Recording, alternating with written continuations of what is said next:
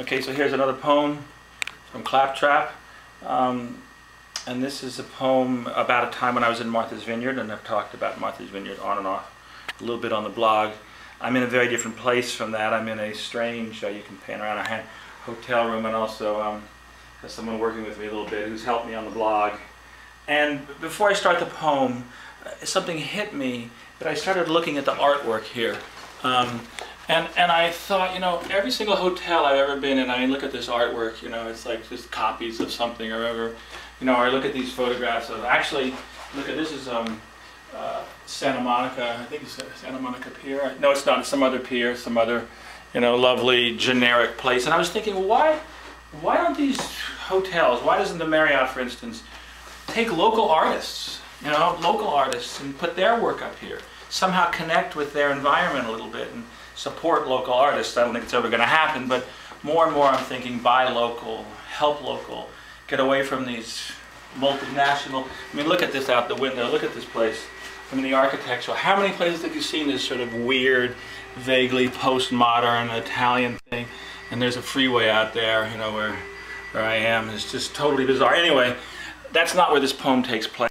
It takes place in a lovely place for the rich and privileged, of which we've talked about. I've been involved with, and I was driving down the road, beautiful, lovely road, beautiful little homes, and there was a woman. I couldn't see her way in the distance, and she looked very young to me at the time.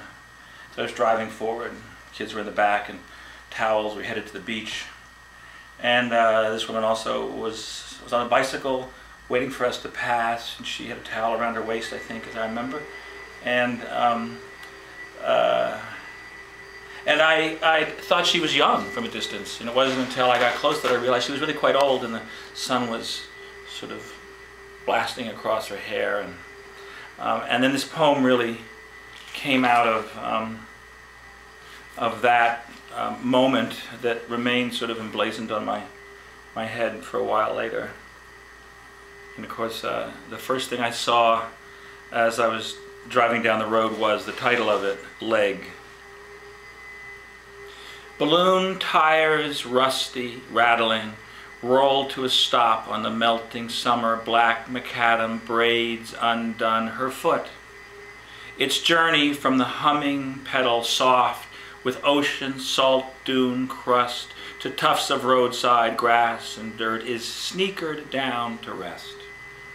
While our car passes, and her short breath sipping her back to the same road where her 10-year-old self I catch a flash of, hip toweled now and 57 or perhaps older, but ragged shorts then with ragged shorts then with 3 brief months before the blood leg flow, teenage boys aching her into their hard lambskin world, parading and gasping, to pearly children, can be calmed now, to hear where it's all gone by like us, in wakes of wistful sweet exhaust, and she can saddle older, rise herself again, back up on spokes, and weather home to where her bike is hung. I mean, there was stuff in there, teenage boys, lambskin world, prophylactics, pearly children.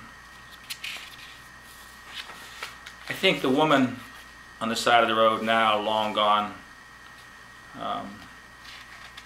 is more beautiful in many ways than the poem, but at least the poem keeps some small, slight, wispy image of her, whoever she was.